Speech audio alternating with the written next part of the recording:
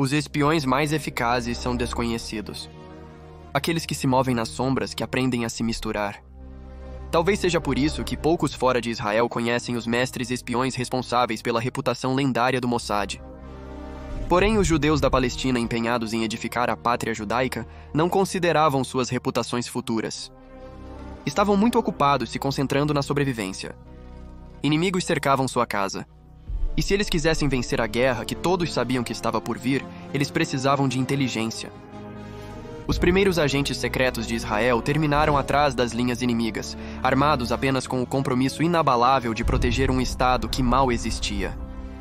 Metade desses homens não alcançaria os 30 anos, mas cada um deles pode ser creditado com a construção de uma parte do Mossad. Esta é a história da primeira unidade de espiões disfarçados de Israel, relatada no livro Espiões de Nenhum País, de Matti Friedman.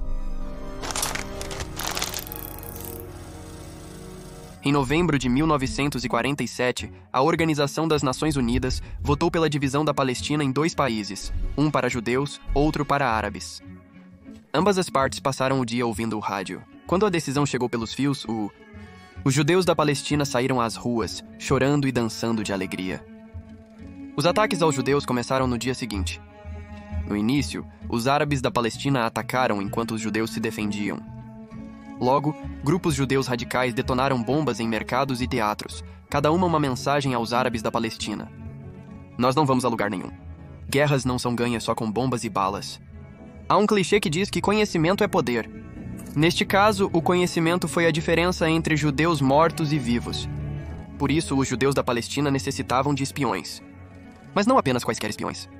Eles necessitavam de espiões capazes de se infiltrar nos cafés árabes, iniciando diálogos e buscando indícios de futuros planos. Espiões que pudessem dirigir sem serem detectados pelas cidades árabes, rastreando a localização de combatentes e armas.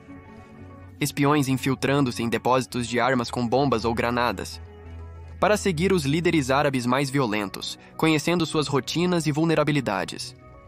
Eles precisavam de espiões que pudessem pensar rápido, que pudessem incorporar seus personagens, para observar sem se aproximar muito, atirar para matar, sem nunca esquecer a missão. Em resumo, precisavam de espiões como Gamliel Cohen e Isaac Shoshan. Eles não vieram para a Palestina para espionar, mas estavam exaustos de serem cidadãos de segunda classe na Síria natal. Isaac, cansado da pobreza que o impedia de comprar sapatos, temia tanto seus vizinhos muçulmanos que não ousava mencionar o sionismo. Então, aos 18 anos, ele reuniu todo o dinheiro que conseguiu e, sem avisar ao pai, pagou a um contrabandista para transportá-lo secretamente à Palestina. Gamliel estava cansado de orar para Sião e terminar cada seder de Páscoa dizendo: "Próximo ano em Jerusalém", quando Jerusalém já estava presente. Aos 21 anos decidiu que, se necessário, iria a pé para a Palestina no mesmo ano. Foi lá que conheceram os lutadores do Palmach que alterariam seus futuros. Nos 6 meses entre a decisão da Organização das Nações Unidas sobre a partição e a independência de Israel, os judeus palestinos encontravam-se em uma situação peculiar. Apesar da aprovação mundial para a construção de um Estado e possuírem infraestrutura e instituições, não tinham um país real e, consequentemente, um exército. Possuíam apenas 3 paramilitares que se uniriam para formar o Forças de Defesa de Israel. O Palmach era a força de ataque mais elite dentro do maior paramilitar judeu. Mas isso não era exatamente os Navy SEALs. Os lutadores do Palmach tinham financiamento e recursos insuficientes. Sua arma mais poderosa era a determinação, e agora eles são uma coorte de judeus que falam árabe como Isaac e Gamliel. Aprenderam as complexidades da oração muçulmana. Eles se lavavam completamente 5 vezes ao dia antes de irem para seus tapetes. Primeiro as mãos, depois a boca e nariz. Mesmo nos seus 90 anos, Isaac ainda conseguia realizar a coreografia de memória.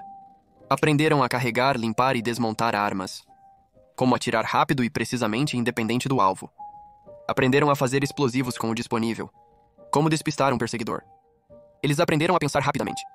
Como manter uma farsa quando um desconhecido insiste muito. Como fazer alguém falar inconscientemente. Basicamente, eles se tornaram os homens que fingiam ser, já que, apesar de falarem, se vestirem, comerem e parecerem com os vizinhos árabes, não eram árabes. Não importava de qual país eles eram. Não importava o quão alto ascendiam socialmente, quanta riqueza ou educação possuíam, nem quantos séculos habitavam suas casas. Cedo ou tarde, vizinhos lembravam que não eram árabes. Eles não eram muçulmanos. Eles não eram os mestres de seus próprios destinos, não até chegarem a Israel. Ao se unirem à unidade secreta de espionagem, a seção árabe, deixaram de ser judeus. Pelo menos não na maior parte do tempo. Eles eram Mistarevim, literalmente aqueles que se tornam como árabes. Mas o que é ser como um árabe? Hoje, Israel tem protocolos de treinamento extensos para seus agentes disfarçados. Se você assiste ao programa de TV Fauda, pode estar familiarizado com alguns deles. Os indivíduos dessa unidade são também Mistarevim. Eles têm muito mais recursos do que seus antecessores. Com atiradores treinados e tecnologia avançada, podem bloquear comunicações ou vigiar alvos via drones. Mas o treinamento de Gamliel e Isaac estava longe dos protocolos extensos e bem organizados do século 21. O manipulador deles inventava tudo na hora, incluindo o que significa ser como um árabe. Para Gamliel, ser como um árabe significava ir à bela mesquita em Haifa para ouvir um pregador feroz conhecido como o Tigre.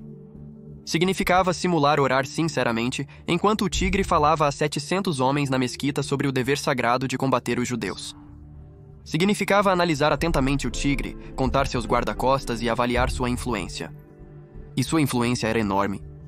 Ele reuniu grande parte de Haifa árabe consigo. Os judeus não podiam perder a cidade costeira, com seu acesso limitado, indústria movimentada e universidade de pesquisa renomada mundialmente.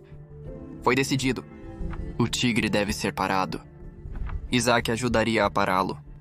Enquanto o sheik retornava de Damasco, após solicitar mais armas ao governo sírio para os combatentes árabes na Palestina, Isaac vigiava a rodovia atentamente. Ele sinalizou, e os assassinos judeus aproximaram-se do carro do Tigre. Olharam suas metralhadoras e dispararam. As missões realizadas pela seção árabe eram um tanto desorganizadas, pouco tecnológicas e bem diferentes de algumas futuras operações do Mossad. Como o Tigre afirmou, chumbo nos atingiu como o som da chuva. A maioria de seus companheiros foi morta. De alguma forma, ele sobreviveu. Os espiões da seção árabe triunfaram. O sheik deixou Haifa e sua crescente força de lutadores para nunca mais voltar. Haifa estava agora vulnerável. Depois de uma batalha, a cidade foi tomada pelos judeus. Os árabes da região perceberam que algo ocorria. Cobriram as cidades árabes com alertas sobre espiões e impostores.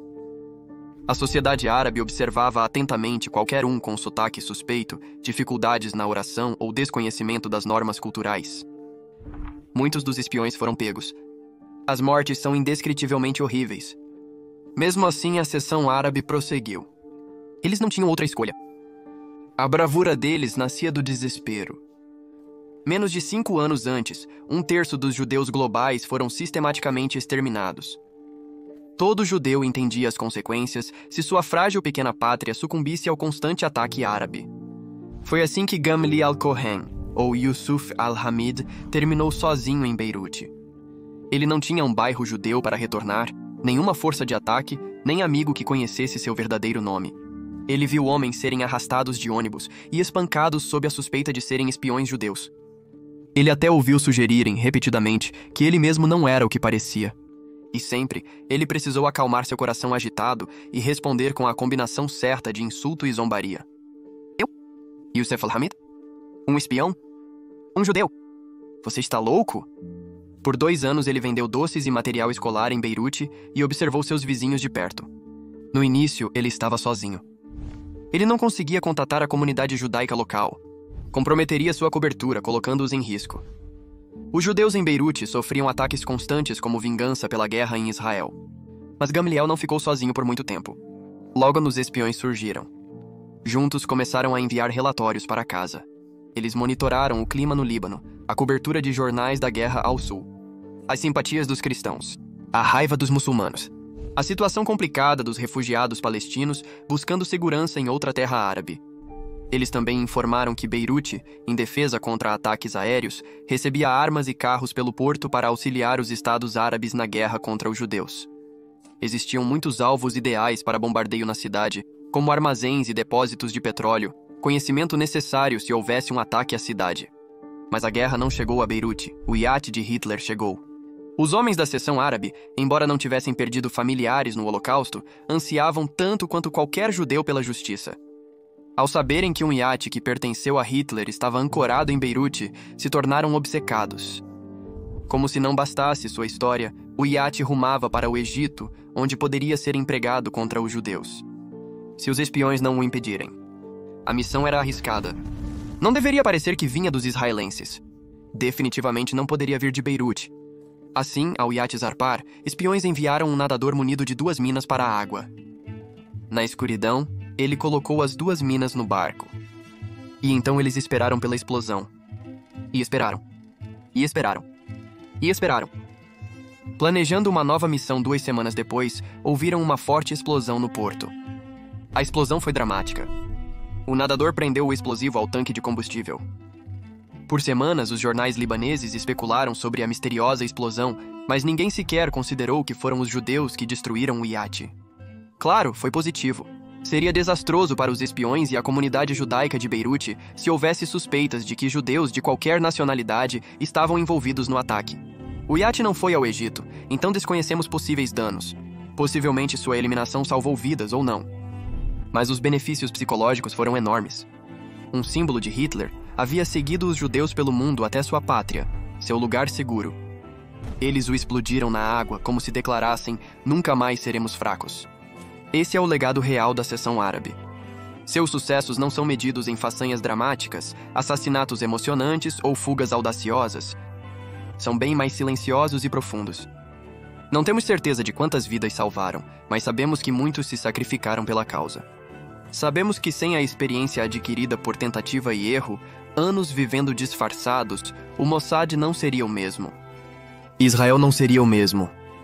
Por definição, um espião trabalha nas sombras e nos bastidores.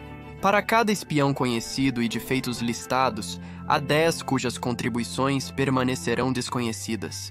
Conhecemos Isaac e Gamliel e suas histórias. Eles representam todos os espiões que serviram com eles e os que vieram depois.